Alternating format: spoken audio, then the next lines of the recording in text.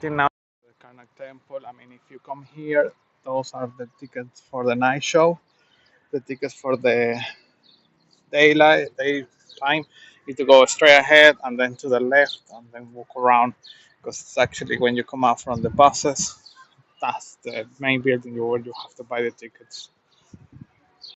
Well, here are the hypo style hall, whatever it says there. Yeah, well, this place has 134 columns. The height is 53 meters high, and I don't remember the diameter. I need to read it back then.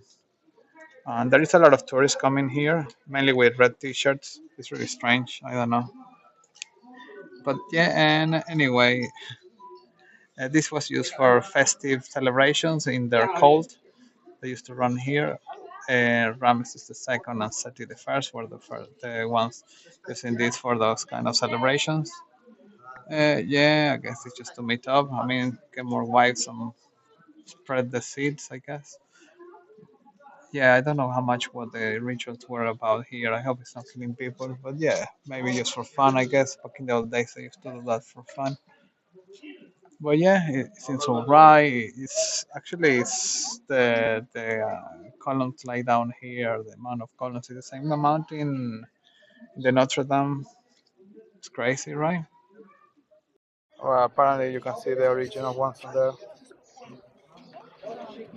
Yeah, here is actually better.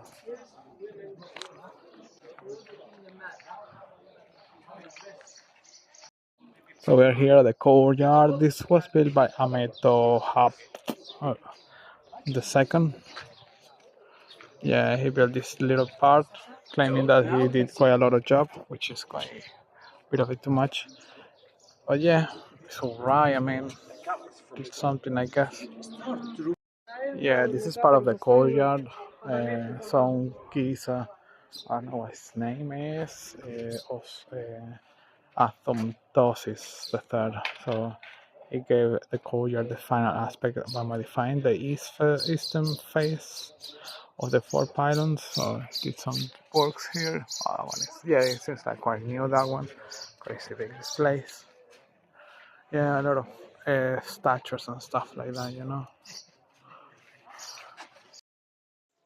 Yeah, this is impressive hall. My God, it's massive. I mean, it's 134 columns. I don't know how on earth they put the top and the ceiling. It's just crazy how high these massive columns are.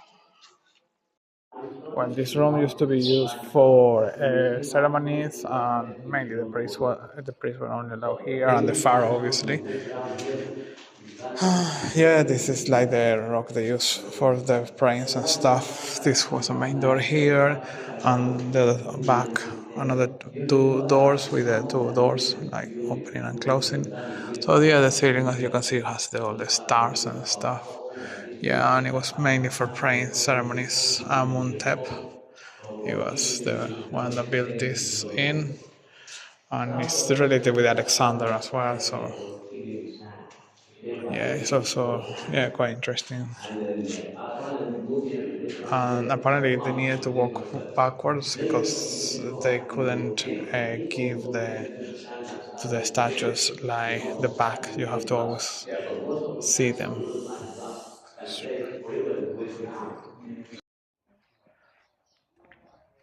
Just throw over these 4,000 years old stones. I don't think that's a problem, right? Yeah, apparently this place, the workers, they didn't pay them to build it. So yeah, really bad, to be honest. So yeah, it's a ceremony place built by slaves. They didn't pay. Crazy, right? So the Christians used to live here, and what they did is they damaged all of the faces. That's really wrong. Yeah, look at that. They just damaged the faces. They destroy all of the faces. Wow, vandalism back in 2000, 3,000 years. Wow, crazy, right? Outrageous. Ramesses the second temple, they're still like trying to figure it out, the puzzle, building all these columns again. Crazy. It's just still work in progress. Amazing. It's just like mind blowing. Look at that. How many stones? And they're just trying to figure it out how they all lay down and how they're supposed to be laid down together. Yeah, these little rooms, the Christians used to live here after the Egyptians disappeared. Wow, crazy. Well, that's the entrance of the Ramesses II temple. My God, I think it should be like 100 meters high. Well, maybe around 60. Crazy high, to be honest. It's just crazy how they managed to build all of these columns like 4,000 years ago. Wow, so much slaves, I guess. Yeah, it's alright. The temple is quite small. It's not like you're going to spend hours here unless you want to guess what they're trying to say there on the pictures. But yeah, it's alright. Well, I'm here now in the temple of Ramesses II. Yeah, Ramesses II. Yeah, it's kind of right, it's small. I mean, I guess he ran out of budget compared to the other pharaohs. Yeah, they did quite a massive job. He probably claimed that he did everything. Well, I'm now here in the Kashet courtyard. Not much information there. I mean, it's another courtyard. I don't know who built it. It doesn't say who, but they just find a lot of artifacts and statues and stuff like that. Obviously, they nicked it, maybe to build a museum, because there's nothing here, only rocks. Yeah, they got like little ones like from different timelines, so they can build up like how they used to look like and stuff like that, and trying to recreate the whole thing. But yeah, it's massive. I mean, it's empty. I wonder if they have like a massive ceiling. I would imagine it's all covered, because if they have like some figurines like that, small ones and stuff like that, maybe it was covered. Yeah, I don't know. So I'm walking around doing my 7 laps just to see if I can get granted my wish.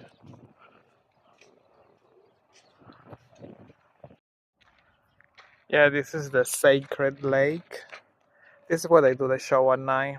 I mean, you come here and you see the show and stuff. Yeah, it's alright. I mean, it's still like work in progress. I can see they're building other stuff. Maybe they're building something nice here for the tourists. There's still like some pieces that still need to put the band together. I don't know why there are two boats in the Sacred Lake. I just don't get it. And I don't know what kind of rituals they used to use here in the Sacred Lake. Maybe some sort of like baptism ceremonies, or maybe to wash the pharaoh before being mummified. I don't know. I need to find out that. But yeah, they got a nice little cafe next to it, and at the back end, at the toilets just at the back end. Yeah, they're men and female toilet. I don't know the state, so I guess they're just about all right.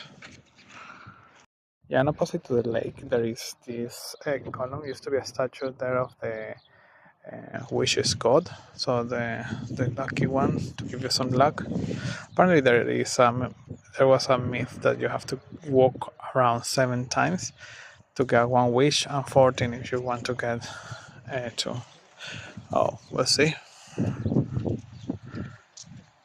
Well, I know a little bit about the Sacred Lake. Apparently, the Sacred Lake was for the priest to take a purifying wash every day. So they used to do that every day.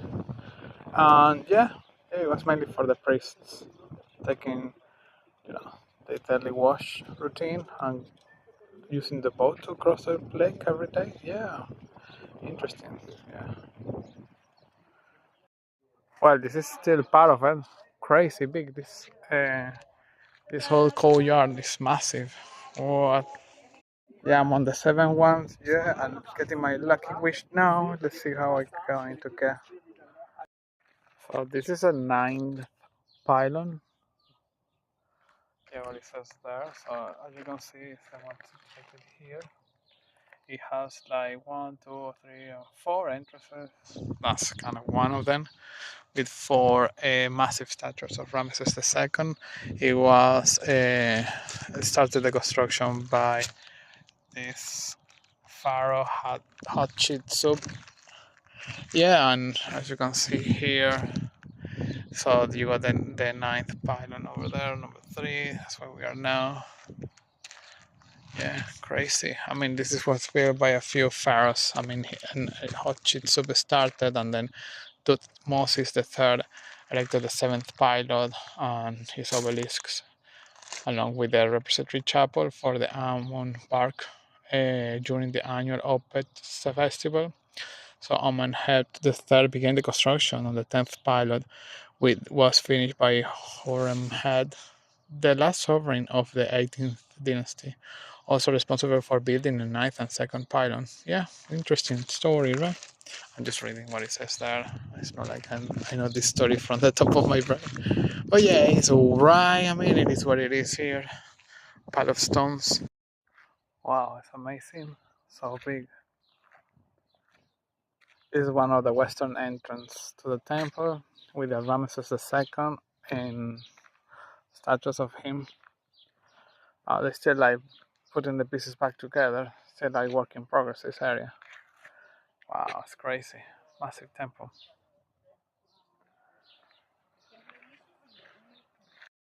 Well, I'm here at the Karmak Temple, the night show. Just finished it. I mean, this one started at 7 p.m. It's at 8 p.m. You got another one started at 8 p.m. So trying to be on time because you join the group and then moving from one area to another, and then end up to one place. Looks like a lake. It's alright, to be honest. I mean, it costs like 1,000 Egyptian pounds. It's just a bit of a faff because if you come in on a taxi, they drop you on the bus stop, so you need to like walk through the bus stop, find your way to the entrance of the Karma, which is quite a bit of a walk. So if you don't know, just check the entrance on Google Maps or something like that. Yeah, yeah, it's really dark, so bring your torch. I mean, it will be beautiful. It's quite okay. I mean, you can see that at the beginning they have like some slides on the columns and to give you a bit of a story, but it's really hard to understand because they talk in a poetic way, so you kind of lose the track of what they're talking about. Yeah, it's alright. I mean, it goes really fast. I mean, there's quite a lot going on, and it's massive. I mean, if you come to a tour, it's quite annoying because you need to like chase the tour or be with them and so on. So if you want to actually stop and take pictures, you won't be allowed because it's coming and going. They don't have time to fuff about. But yeah, overall it seems alright. A lot of old people, so just bear that in mind.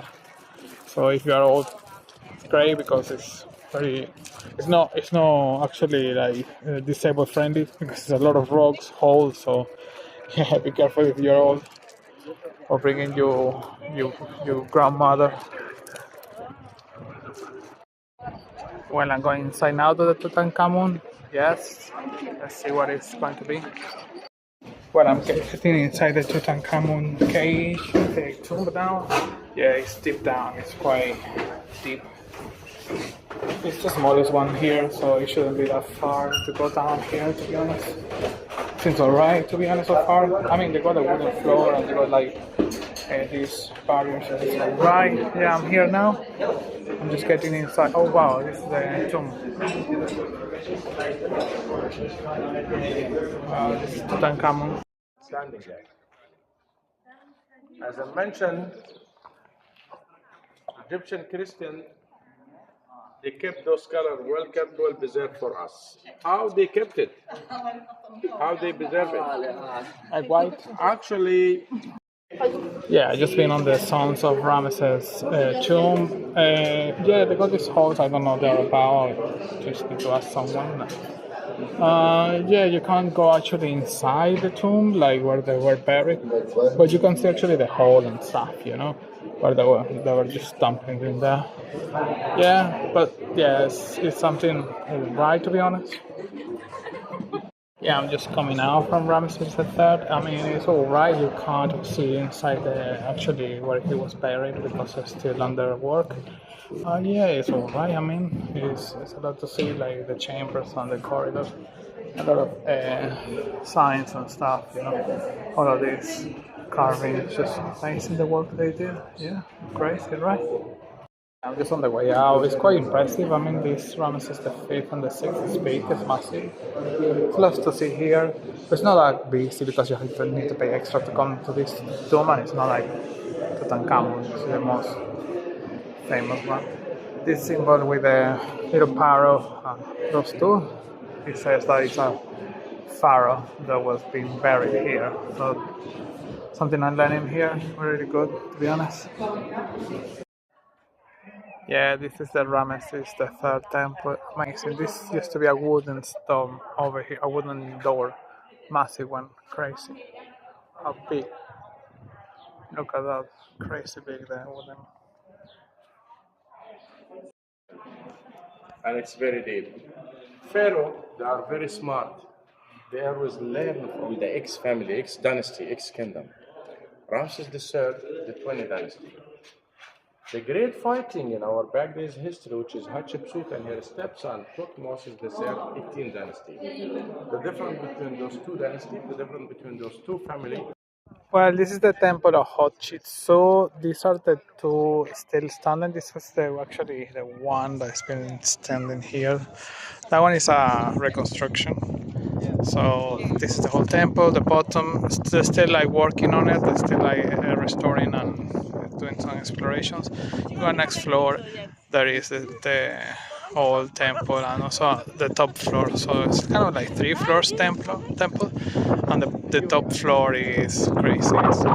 It's all open air. So yeah, you can actually see everything.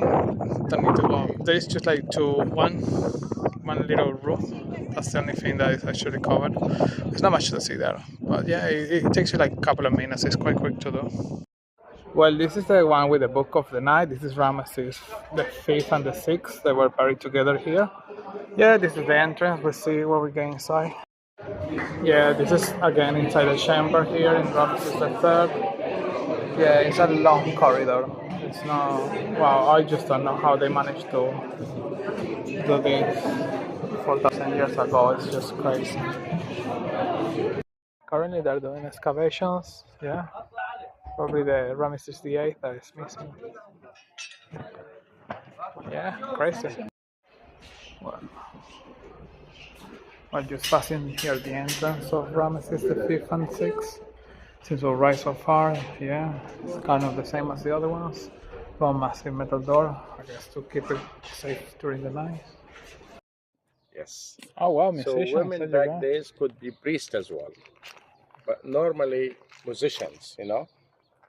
So what instrument they used to play? the second, the one which is closing now over than 20 years. It's closed for 120. No, for 20 years now. Oh, 20 years. You know why? Long time ago had a very, very strong grain over here, so the water get inside the tomb. Oh. So most of the tomb it's broken, especially the ceiling, especially the roof. Actually, here in the site of the first, you won't see the tomb. They're still digging in and studying it. So sadly, you can see just only the chambers and where they used to like keep all the belongings and stuff like that, you know.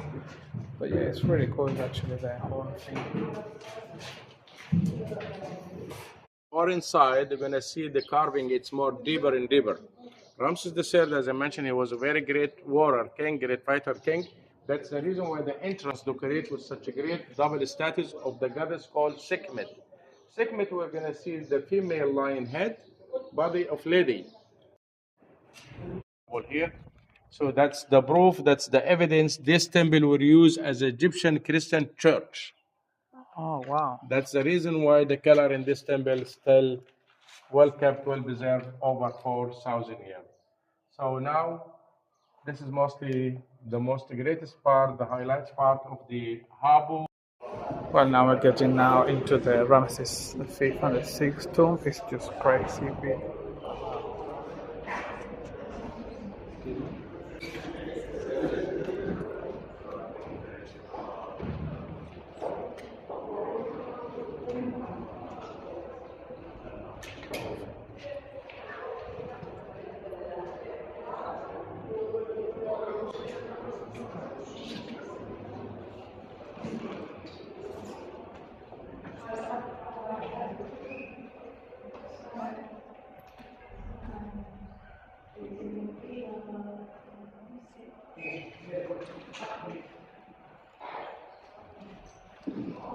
This is just wrong. I mean, why they're like, look at that. Yeah, just people came here and they just like writing their names or something stupid. Come on, why are they like damaging all of these? Oh, look at these. They just damage it. Oh, it's just annoying. Oh, look, another one. What? Why? Someone called Danny do damage here in the tombs. Really? It's just wrong. In the top of the mountain, both sides. It's the sign of the worker tombs, by the way. Oh, these are the worker tombs. Yeah, worker tombs. Some of the worker tombs. Those one here in that side, those are the worker who they was working building the temple for Queen Hatshepsut, because that temple had been built over here out of the limestone. It's not carved into the mountain. Oh, okay. All right.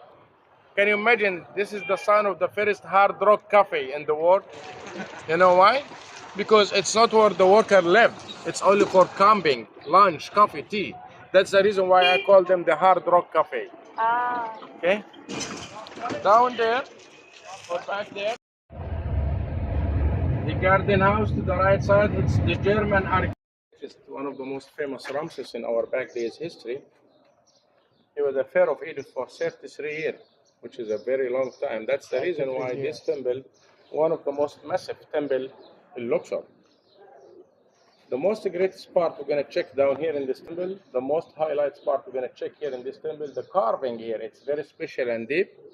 And the color, when we go inside, it's one of the most colorful open air temples. Normally with the temples, most of the colors being gone, damaged, destroyed long time ago because it's open air, 4,000 years, sun, dust, sandstorm sometimes, probably some rain sometimes as well. Pigeons. So that's that's the reason why the color in most of those temples had been gone. But in this temple, the free time enjoying the temple and exploring the temple, getting some picture, videos, or so on and so on. And that's going to be our meeting spot. Well, With the main so this is the whole training when she used to do the storytelling about her trip to Sudan, doing business there. You can see the trees that she brought. Crazy. So where is the red granite mountain in Egypt? Where is the red granite mother rocks, or the quarry of the red granite? How you say? What is the right way to say? Quarry or quarry? Quarry. Yeah, apparently this is all from 4,000 years old, that stone over there. And pretty much everything, I mean, like this used to be all covered by it used to be a Christian temple, which is quite interesting to be honest. And they just covered it, plastered it, and they're just trying to keep it like, hidden, but at the same time they just keep it preserved. Really good. So I'm here in one of the chambers of Ramses III. Yeah, seems alright. I mean, yeah, quite dusty here and a lot of dust. Yeah, and it's quite hot. So yeah, it's going to be hard if you are old people here. I don't know how they do it. Don't see the color. And now we're gonna go from this gate to the other one and to the third one. Can you imagine back then all those gates you will look with such a great wooden door. Actually, there are like 2 more tombs over there, but you can 3 actually. 1, 2, 3. One is closed, but yeah, I mean, it seems alright. No one was going there. Maybe because it's these tours they just focus on one and like 2, the ones on the front. But yeah, I didn't get the names. I think it was some Seti, the 7 or something like that. I lost the count. There are too many Setis and there are too many Ramesses.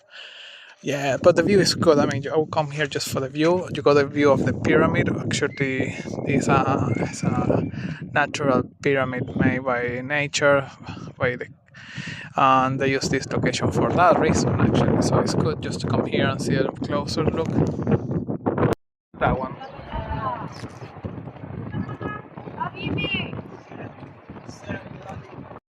Yeah, I just finished the tour. I mean, it's alright. I mean, you got this little cargo that take you up there. It's just like a minute once you get there.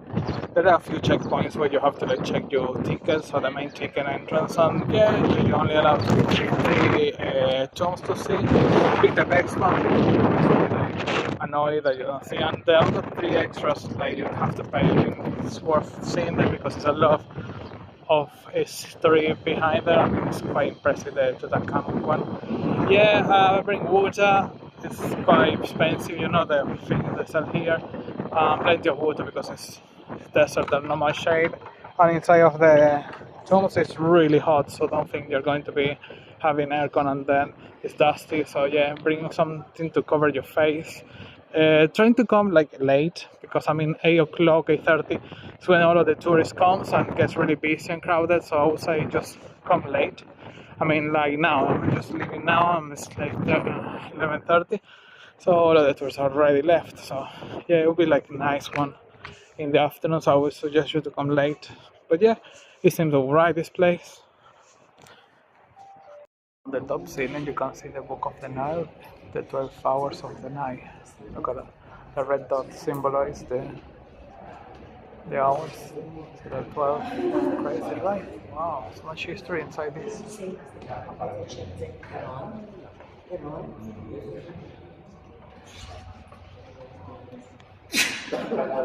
So I'm here in the first checkpoint. I guess this is one of the tombs here. How many total tomb we have here? When I'm here in Ramses the Third Temple, it's crazy massive. I mean, this is the main entrance for the sunrise and sunset, and has like the propaganda about the gods. Yeah, it's quite a lot of information here. It's really cool. And they lived around here, and this is one of the most greatest reason. The color in this temple is still well kept, well preserved. Oh, so how Christian had kept those colors well kept, well preserved for us? Let's go and check. King tomb. The biggest and the longest king tomb we're going to check today, which is one of the extra tomb we had, which is called Seti the First, the father of Ramses the Great, the father of Ramses the Second. This is the son, or actually there is a small missing. This is the multiple tomb of Ramses the Second sons. So it's the sons of the Ramses the Second. Down here, 250 meters inside the mountain, and it had 110 body room in it, burial chamber in it. Well, I'm here on the tombs inside one of them, in the Ramses son. There are like 100 sons buried here. As you can see, all of them. Yeah, and probably their daughters and sons and the ones he married. Apparently he married around 40 people. Yeah, it's a basic guy here, I guess.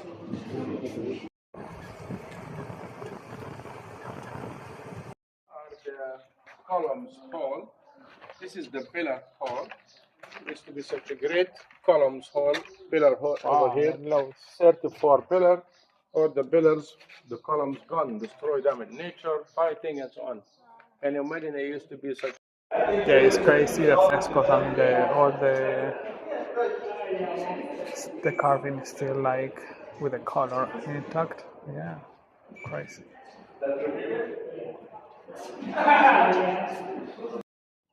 The entrance in the top, the step in the top, we call it Achet. Achet means horizon. That's where the sun rises. So it's the life. Okay? The great facade, it's mostly like propaganda. Well, this is inside the hot chick soup. Inside there is like 2 chambers, so it's on the second floor. There's one there. I mean, it's not much to see. It's just a small entrance, and you got the guys there trying to take your phone so they can take a picture and ask you for some tip and stuff. So you just bear that in mind. So the actually body is on the left-hand side when you come in. It's inside in a glass, steel glass, and also the tomb is on the right-hand side. So actually you can see the coffin.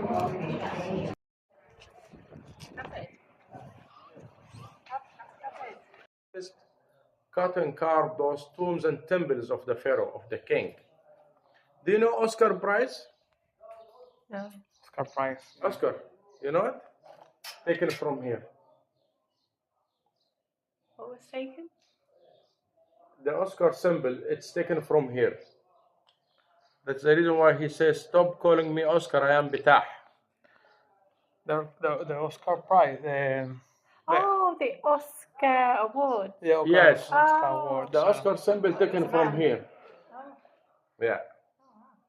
So this is Well, this section of the temple, it was only the pharaoh and the priest allowed to be here, like the sacred place. Now everyone can come here. So I'm coming now to the tomb of Ramesses III. Let's see what it is inside. Well, this is the cards that you take. It's 25 Egyptian pounds. And yeah, it takes you in these little golf carts to the tombs. Yeah, it's quite straightforward. It's not that hard, to be honest. Well, I'm here at the promenade. And the Luxor, yeah, it's just after the Luxor, the Mummification Museum is. You got all of this promenade next to all of the ferries. It's quite good, actually. Yeah. But I'm here, like at the end of the part. It's all closed, so at the moment they don't have like the cave 30 there, so they're only cave 40. So yeah, it's pretty much all really interesting. Yeah, if you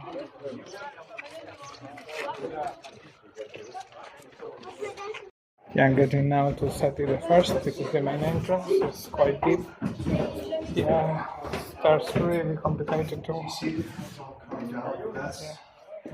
This is one of the traps they have for the robbers. So a massive hole, maybe around 30 meters deep down. Yeah, very dangerous. Yeah, the view here is amazing. I mean, look at the view. And you can see there's still some tombs they're working on. This is one. It's like excavation 48 or 49, something like that. There is another one there. Yes, they're still working on. Wow. Haven't found Ramesses VIII, so they're looking still. Yeah, this is still the same part of the temple of the hot chicken soup or whatever it's called. Her this pharaoh. Yeah, Hatshepsut. Yeah. Wow, it's crazy how this is still like remaining. It's at least up into the air, so I guess with the dust and now the environment, this is going to be last for 100 years only.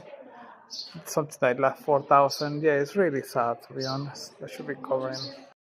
Well, I'm here on the tomb, actually, the Tutankhamun tomb. Wow, it's amazing. It's quite impressive. Such a big stone and a coffin. Yeah, crazy.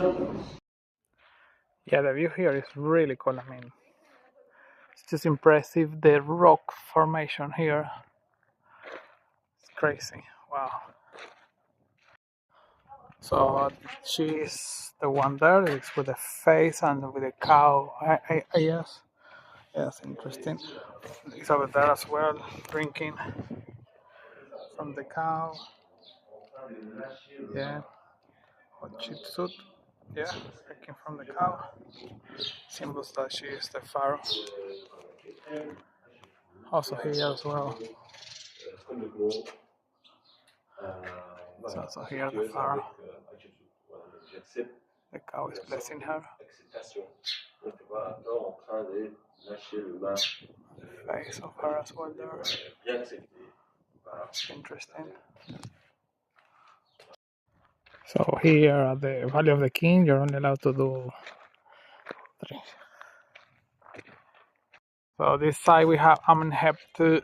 That was the 35 discovered, and you got the tomb in Tutmosis, number 34, Tausert, and Seti whatever. Lat 14 and Seti II. Seti II is just the last at the end. Yeah, those are the ones that you can still see here, but a couple of them they were closed, so just bear in mind that the day you come here they might be closed. There is no way to find out unless you're here, which is quite annoying. So yeah, maybe trying to see with your tour guide or whatever. They might have some contacts I can tell you, but you know, it's just trying to hope for the best. Well, this is the temple of Hachitsu. As you can see, all of this painting is over 4,000 years old. And this part of the temple, the bottom, is actually the whole story about the trading she did to South Sudan, bringing all the stuff like the trees she planted on the front, and then and the trading she used to do, selling gold and silver. Yeah, crazy, right? Is it a museum now? Yeah, no, actually, that's where the archaeologists living, you know. Oh, still. Yeah, when they staying, while they do some working around here. And most of the working here, it's on. Well, this used to be the biggest temple of the granddad of Tutankhamun. Just now derelict. I mean, it's the house of the pigeons now. It's full of pigeons there, because you can see, like, really sad. I mean, it's massive statues. I don't know, maybe 50-meter high, and they're like one next to each other. Like, I don't know, there's six of them, crazy big. Imagine this temple when they built it. Yeah, and I think the wife or one of the kids they're on the side. Yeah, remember to see that in the program. Yeah, wow, that's amazing, crazy. Well, I'm here at the Ramses II courtyard. Actually, it was previously built by Amon Hotep III. Yeah, the statues over there, they're like they used to be Amon Hotep second. But Ramses II just plays a cheeky move and erase his name and put his name on the top of it, like it was him. Very clever. Karnak Temple now. This is one of the great areas. I think this is the second or first column on the the gray forecourt kind of area. Yeah. Apparently there are here 103 uh, 134 columns that are 100 meters width and 50 meters in length. Bloody hell, it's quite a lot. And yeah, it was all this done by Set the First and also Ramesses the Second. So on the north side there is like the victories and all that crap, what they supposed to what they did, and yeah, but the Seti the First and Ramesses the Second. So the information there. Yeah, quite interesting this. Yeah. Wow. Actually, the Notre Dame is quite interesting. The columns like they lay down like Notre Dame actually matches the columns laid down here in the hypostyle hall. Hall, which is this one hypostyle hall. Wow, that's really cool. Here at the Luxor Temple, the temple actually is located on the east bank of the Nile River. Yeah, it's alright. It is what it is. I mean, these are the statues of Ramesses II. There are four sitting and two standing, or three sitting and two standing, something like that. Yeah, the obelisk. I mean, one is in France. They give it as a gift to the French, I guess, for the revolution, fighting by the Brits, I guess.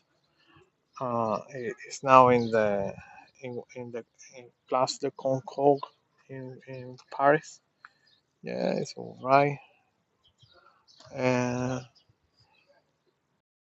it's been like vandalized. It says Baudin, something like French. Yeah. Oh my god, yeah, look at that. People are just vandalizing here, just horrendous. What they did here, all of these Christians and different empires that came here. It's quite a lot of damage. Wow, this is crazy. They were full of pharaohs statues surrounding this place around, I don't know, more like a 20 or something like that. Yeah, quite interesting this place. Catholic church is here. Just look at that. Yeah, just right next to the Luxor Temple. Wow.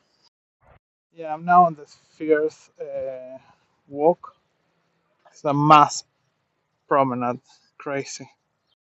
By the Romans, actually, you can see the bricks. It's kind of their thing. There's bricks everywhere. So yeah, they built all of these. This was a fortress they built during Diocletian's and Emperor Diocletian's time. Yeah, and they put builds walls all around the whole place. Crazy. Now at the open air museum in Luxor Temple, it's massive. Like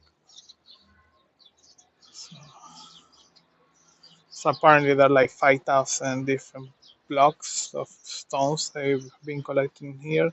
It's a low number, and they will have like the Egyptian symbols. Yeah, they have a different name, hieroglyphs, something like that. Yeah, wow, crazy. Luxor Temple, it was the birthplace of Amun Ra. So yeah, quite interesting fact about it. And these are all 50,000 artifacts they've been found in. And yeah, it's been actually supported by the BP. And yeah, some bits and pieces from the Roman Empire as well. When it used to be here, the one they made. You know, they love to make pots. Yeah. This is the back part where only the priests used to be allowed here, and now everyone can come here and vandalize. Actually, I've seen quite a lot of people names on the stones. I just don't get why they do that, to be honest. Ramses the second, you can see the Pila Mosque on the top of that. Yeah, amazing. We are now in the dog house. This is a massive house for the dog where he normally comes here and sleep. As his own light. Oh, I kind of scared the dog. Yeah, here we have the first ruler ever made, and the level as well. Wow. Here they're quite advanced. I mean, they got the numbers there. And if you want to find out, you need to scan the QR code. And you go inside out of the catalog. Very cool, right? Well, this statue, this block here, the pharaoh used to stand on it. So as you can see, they got like bows and they represent the enemies. So he used to do it like in occasions where, special occasions like celebrations and so on, to show that he is the biggest kingdom and he can defeat any enemies. Crazy, right? Yeah, actually, this is one mummy they found. Wow, it died from arthritis. They look really small, probably like a meter and a half. Crazy. The Luxor Temple. So actually, you have to come here as early as possible, 7 a.m. or 6 when they open this place. Yeah, because 9:30 is hot. Imagine midday, you'll be like boiling yourself here. So yeah, it's all right. You can do it in an hour. It's up to you if you want to get a tour guide, if you want to splash the money and stuff. But you can do it on your own with 1 hour. But obviously, you don't you won't have the facts about some of the bits and pieces there. So some rooms they have been dedicated for specific purpose and stuff like that. And yeah, you got this walk, the Spheres walk. So there is an exit. That bridge. Going to check it out where it takes me now, but it end up to the Karmak temple. So if you want to avoid the hassle on, yeah, don't go on the street because you'll be hassled all the way there. I don't think you're going to get there anyway. But if you pay a taxi, or you can do this walk, which is nice, I'll say.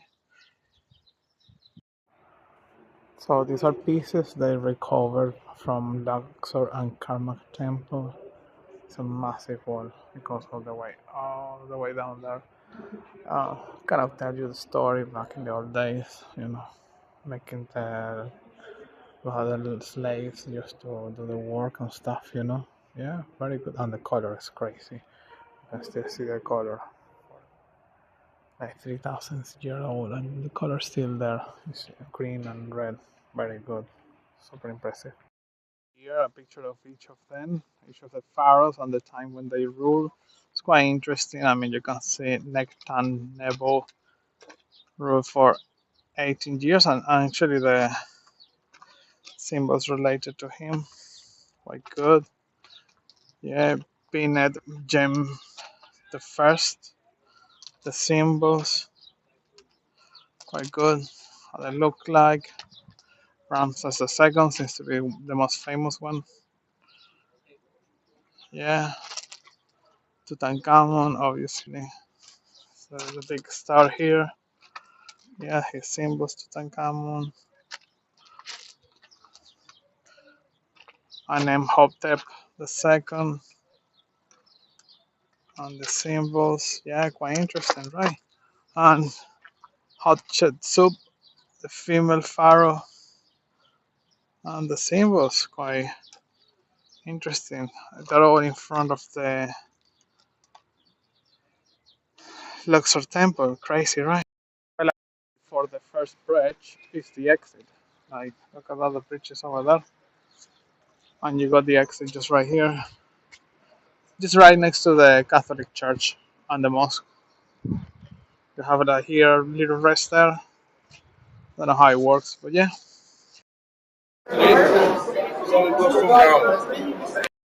Yeah, this statue of Tutmosis III, it was all broke down, and the restoration team actually they put it back together. They use some special resin as well, so to protect it. Yeah, well, really good. I mean, look at the cracks. I mean, that was an amazing job. Here, look. So they are refilling these bottles, so they are having to add on the packaging, on the labeling, like check the sealing. So the lock is actually on, I mean, when you open and it clicks. So yeah, wow, it's interesting. Well, I'm now finishing the Luxor Museum. It's just alright, to be honest. I mean, every single piece has a little explanations of. Actually, you don't need a guide here. But I mean, if you want to help them, they're really nice people. I mean, it is what it is. I mean, they're doing a great job here. Take you around half an hour or an hour if you want to read every single story about each of the fragments they got here. They got loads. They got two mummies. One is a royal mummy, and the other one is just a random one. They got actually the coffin, the one, the granite, and the golden ones, the cheap ones. Yeah, really cool, and they got a lot of heads of the pharaohs, so you got lots of history here. Yeah, it's alright. I mean, it is what it is here. It's really good time to home here, like 12 to 2. I mean, when it's closes at 2, so better to come early just in case. But yeah, it's alright, to be honest. Well, I'm here at the Faluca ride. Yeah, it's alright. I mean, it is what it is. But look at that. They're building here a four-season hotel here, just on the River Nile. I think it's doing really well here. I guess it's going to be a massive hotel. I guess 7 stars maybe. It shouldn't, be. It's quite centric. I mean, it's like maybe 10 minutes walk to the Luxor temple. Not so bad, to be honest. Maybe I'll stay there next time. Why not? Some of the hotels here they have the Faluca rides, so you don't even have to go to the center to get one of these. They seem to work at night. As you can see, this one no one is there, so it's mainly for the sunset. It's kind of the thing, it's like they sell it. So this time of the year, the sunset is around 6 o'clock. So it's an hour Faluca ride. So trying to be like half five. But obviously, they will try to charge you loads because it's their prime time. But yeah, it's something that you can chop around if you know what I mean. And about the scams here, I mean, there are loads. I think they invented the scams here. I wouldn't be surprised. Just one of them is like they said, "Oh, you don't remember me? I'm the cook or the chef in the restaurant." Obviously, because there's too many people and uh, they're trying to get you that way. So yeah, that'll be the way to take you to the market because they say, "Oh yeah, I'm the chef. I'm actually looking out for herbs. I'm going to the market. Yeah, you can come with me. I'll show you where is the best place." Yeah, it's a ways to drag you into the markets and make you spend money there, kind of a marketing way. But yeah, obviously they will ask you for, you know, some tips and stuff because you know, they're taking you there. Also, as soon as you walk on the street, they will trying to guide you, ask you where you're going. So as soon as they start guiding you, yeah, you have to pay. So try not to ask for any help or nothing. Trying to have all your one mindset where you're going. Yeah, pretty much it. Yeah, and also the local rides. They're trying to always try you to get into one, taxis, the carriages as well. So everyone's trying to always trying to get you into those. Yeah, also it's funny because everyone says here like La Shukran.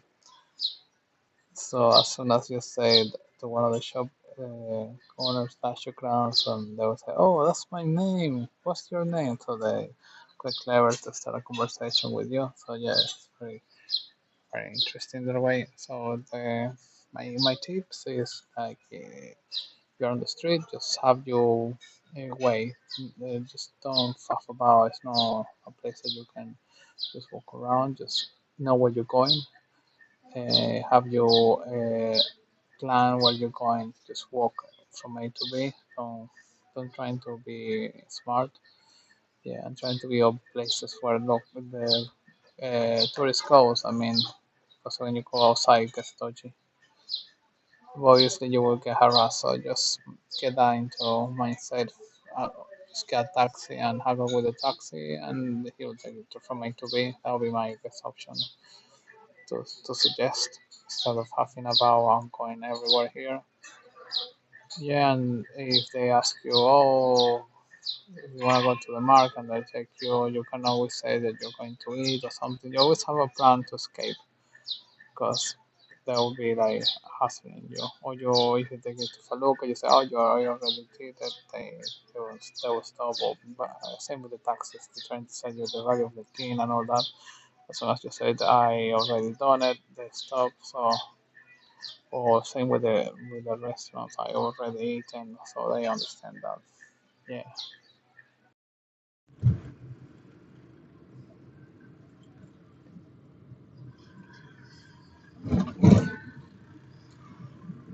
Yeah, this is the other entrance for the Luxor, but the exit actually.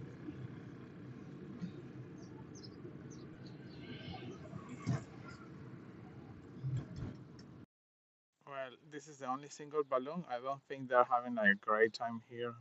I mean, the business is not booming like Cappadocia, but yeah, at least just one brave team went there. Yeah, the whole Valley of the King, just one single balloon. Yeah, this is a nice promenade. I mean, if you come from the Luxor Temple, the Luxor Museum, sorry, all the way down, you got all of these nice ferries and stuff, you know. It's alright, a nice walk. I mean, it takes you up to the Mummification Museum. There go quite a few posh shops. It looks quite relaxed, this place. Luxor Temple, you go to come out to the promenade. It's really good here. It's the best actually. Just walking through this promenade and you get straight into the Luxor Temple. No hassle, no faff like I had to do earlier. And yeah, they take it serious here. The cleaning, yeah, really good, beautiful actually. A really nice place. Yeah, another tip about haggling here, they really don't like the women to haggle them. So if you're a couple, I mean, let the guy haggle with the guy, the easiest way. And also, don't try to haggle with with Egyptian women. They really don't like to haggle. I mean, if there is a man, just haggle with them because the women they really don't like that. It's like they stick with the price and there's no way to change their mind. Yeah, about tips about the hotels here in Luxor outside, just try to find one with pool.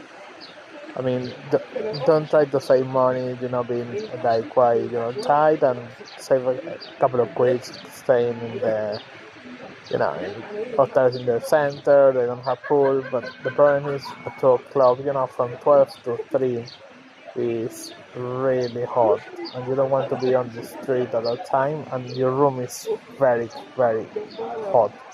So trying to find a hotel like this where you have the Nile view, so all of the breeze from the west bank will come to you, and also you can always dip in and out in the pool to pull you down during those times. Because I mean, from 12 to 3, they normally close everything as well. So museum is closed, and the Karmak Temple is open but closed at 5. But yeah, if you're brave, there is no shades in the Karmak Temple. So many little ones, and there is only one cafe. It's quite expensive compared to outside of the temple. Yeah, so yeah, just bear that in mind if you know what I mean. Yeah, I feel a tip for the restaurant is like if you're going to eat outside, uh, just be careful. I would recommend to eat on the hotel's restaurant or maybe a rooftop restaurant with really good recommendations. Even though you might get food poison like I did yesterday, so yeah, just bear that in mind. I would say stick with the restaurants that you have tried and you feel well. And if the restaurant or the hotel has really good, I don't know, the quality and cleanliness, yeah, just stick with that. I mean, it could be a little bit pricey, but at the end of the day, it's your health. Yeah, I mean, in Hurghada, I was eating mainly in the restaurant. I was fine because it was included the breakfast and dinner half board. So yeah, I would recommend going half board here in Egypt. Restaurants could be dodgy outside, so just bear that in mind, especially on the promenade.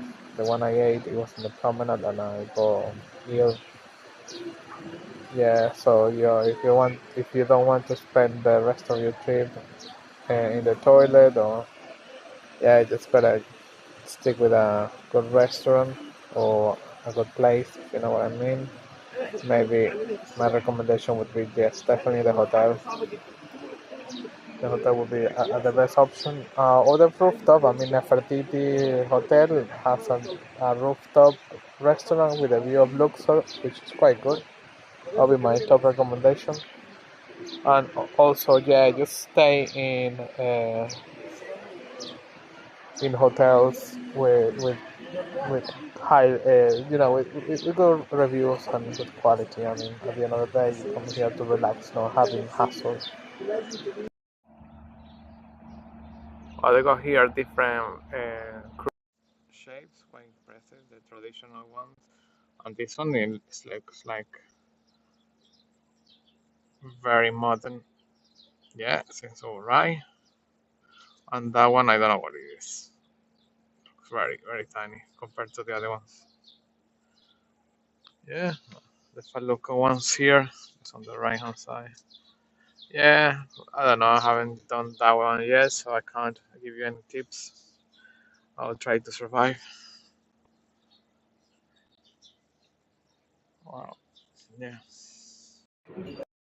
I'm here the breakfast buffet in this place in the hotel. Yeah, it's quite a lot of food, but it's just kind of weird continental food. Kind of, it's not kind of the same. We got some traditional stuff like the fava beans if you're into that, and the traditional cakes like kind of similar to the ones we have in the Western. Yes, the cheese buffet. Yeah, didn't try it. Don't want to get ill. But overall, it looks alright to be honest. I mean, it is what it is. They don't have like a cappuccino machine or someone making you coffee. So yeah, don't expect great coffees here. Just like instant coffee or water with looking like coffee. Yeah, teas. Yeah, they even got the English tea here, so that's what they gave you in the hotel room and everything. They're quite into the British black tea somehow.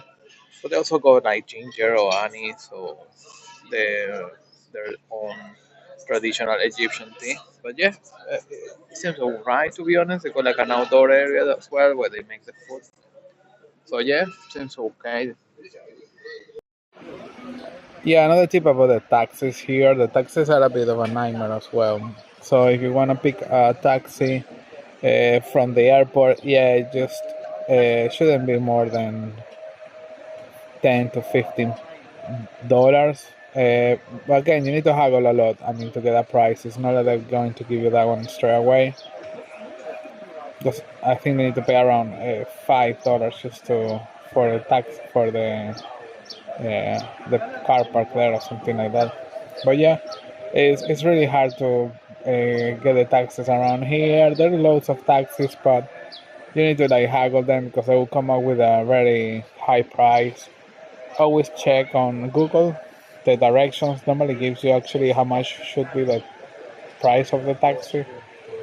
Or you can use this Uber or InDrive app. I mean, and just agree with the price, and then yeah, just do it the easiest way. But yeah, I've been doing just the taxis, just stopping them on the street. Those are loads. It's like loads of them, so can't be bothered to get the app and all that fast. So yeah, it's just a tip. Like, don't try to. You always haggle before. Don't change your route because if you midway you're planning to change the route, the price is going to be really high and you can't haggle that one. So yeah, just do one way trip, and also don't let the because they normally say like they take you to the Karmak temple. Oh, I wait for you here. Don't do that because if they wait for you, they will charge you loads. Because they'll say, oh, I've been waiting for you here for ages and so on. So they will make the price really high. So yeah, bear that in mind. So I would suggest like doing that.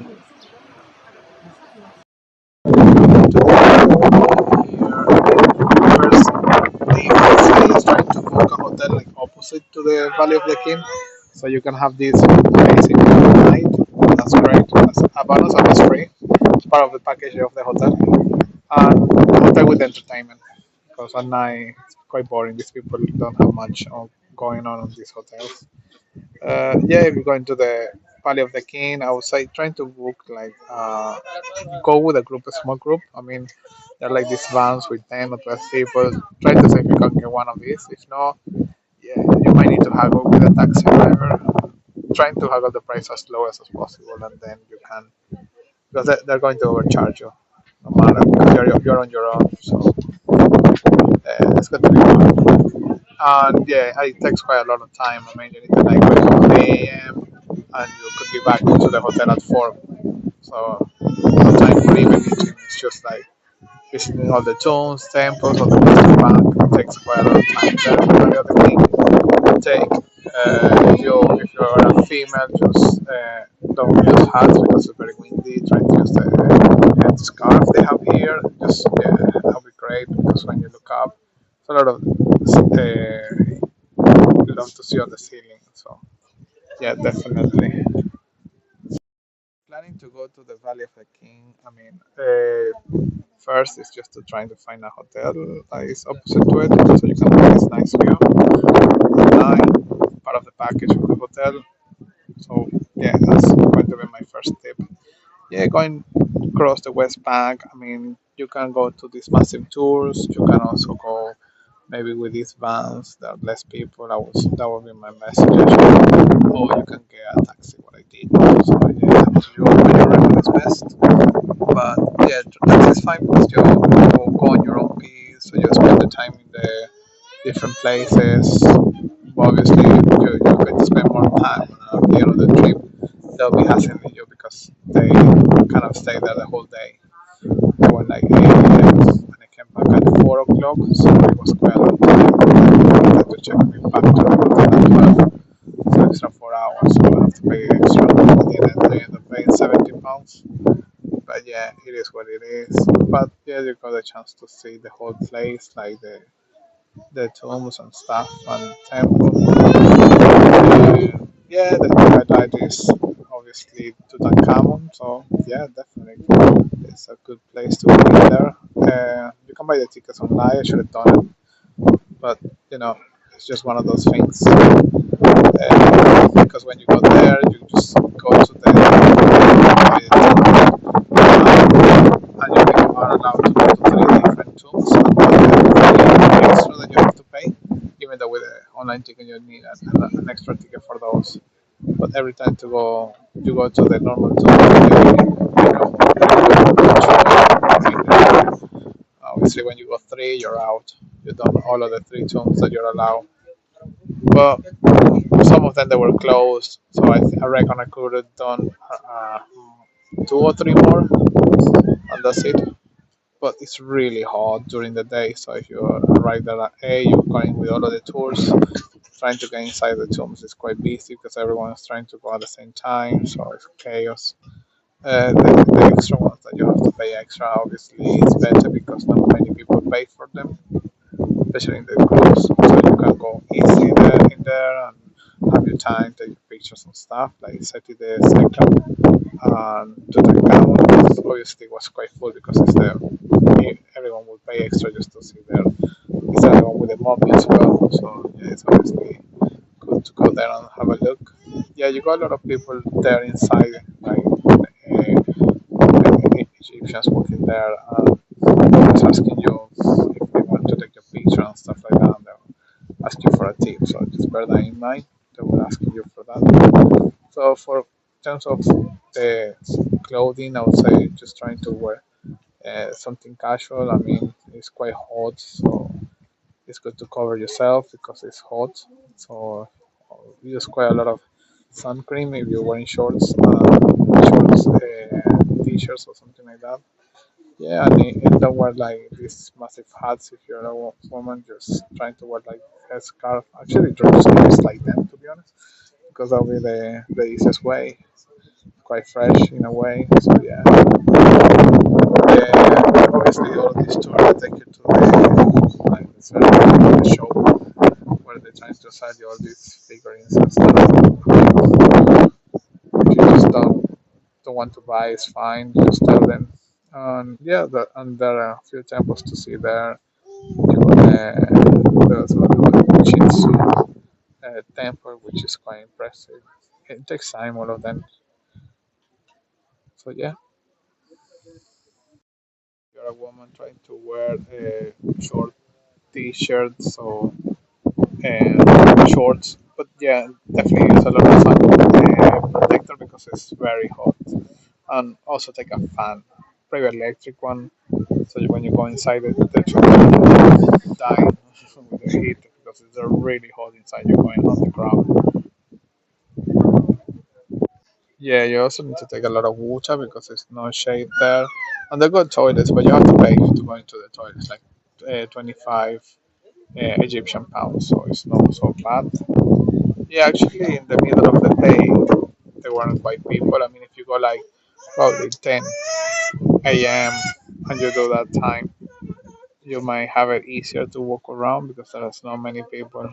Obviously, I did 8 to 4, so everything closed early at 5, so you need to work around your time.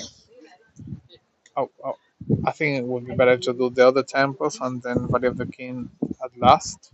But yeah, it's something that you need to talk with your tour guide because they're like, set in their own way, so they might have their plan their way, and if you're trying to change it, they might not like it. But it is what it is. Taxes is also another hassle. Going to overcharge I don't know, like 5 minutes drive, 400 Egyptian pounds. You can always check on Google and see what's the right price and trying to stick with that one. Obviously, they always want to win the haggling. And if you're a woman, you're going to struggle because it's better if the man actually haggles with the taxi driver. They prefer that. With the women, they would like to win it, so they won't give you a good price. But the adage is need to be patient and just keep haggling.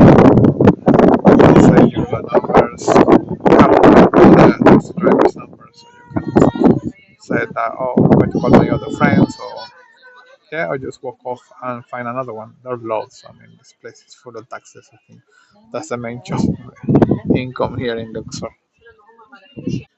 Yeah, the taxi drivers don't take credit cards, so just bring cash. Egyptian cash is the best. I mean, you pay them and off you go. The streets here is just awful because everyone is trying to hustle you to get into these horse rides or walk you around. They just start walking around next to you and they're trying to take you to the market or guide you so they can get tip or something, or yeah, or get you into the shops. So it's really hard to just walk around the Luxor temple or walk around on the promenades without getting harassed. So a few tips is trying to have your getaway plan, like you already be there. If they're asking for flocas or horse rides, you can say you've already done it, or eaten the same, because every time you pass on the restaurants, they try to drag you in. But it's mainly the shops. The market is, or everything is trying to pass you in the market. It's really hard to walk around and see something because everyone's like, get in. But yeah, it's another tip.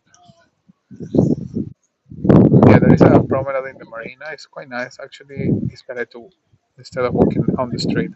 I mean, on the main promenade on the street. No, I don't walk there because everyone is trying to. You don't even see tourists walking there. As soon as you are there, you're the target. It's better to go beyond on the marina where the restaurants are, just the ferries there. There. You get.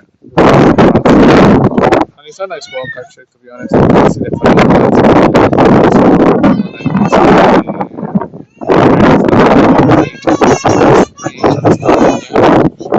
Right, to be honest. Yeah, there is this nice promenade here.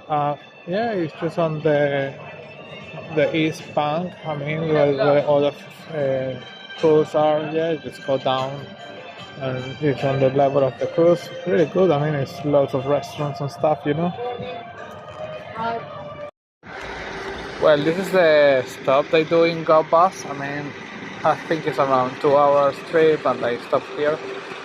Uh, it's kind of like a restaurant. It got some bits and pieces you can buy, like clothing and stuff like that. Services, toilets and stuff. Kind of got some sand dunes over there. Yeah, some trees. So I don't know how on earth they do it. The trees, it's middle of the desert. But yeah, it's alright. I mean, it is what it is here, right? So now all of these attractions, the museum, the temples, Valley of the King, all that, is with credit cards you pay. They have ticket office and they only accept credit cards and all of these attractions. Quite interesting actually. They're kind of moving on here. Really interesting.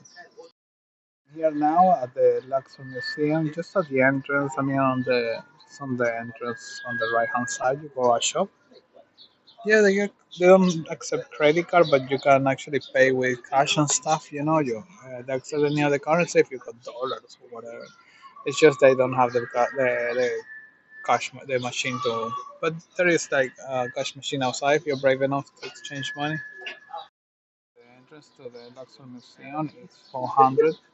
It's really cool. They come with these QR codes that you scan at the entrance. That's quite being advanced in that way. They got the QR scanners there, and also the X-ray machines to check your bags and stuff, and the metal detector and all that thing. Yeah, they just need to give always your tickets because you might be asked during the walk on the museum. Security here is quite straightforward. I mean, you just go there and you pass through security. That's the only security, and then check in, and it's just quick, and that's it. Really fast. I mean, you can see the queue for security is nothing. So I guess you can come here just an hour and a half before the departure, or even an hour. I don't know what they say to be earlier. 3 hours, I think. 3 hours is way too much. I'll give just an hour and a half, to be honest.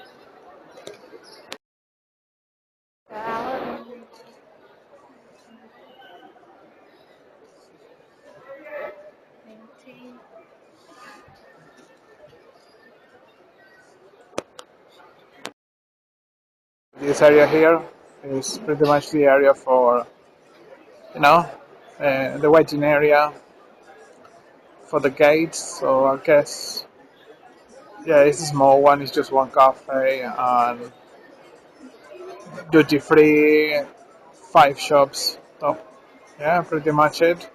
Not much to do here. I don't even know if they go toilet. I hope so.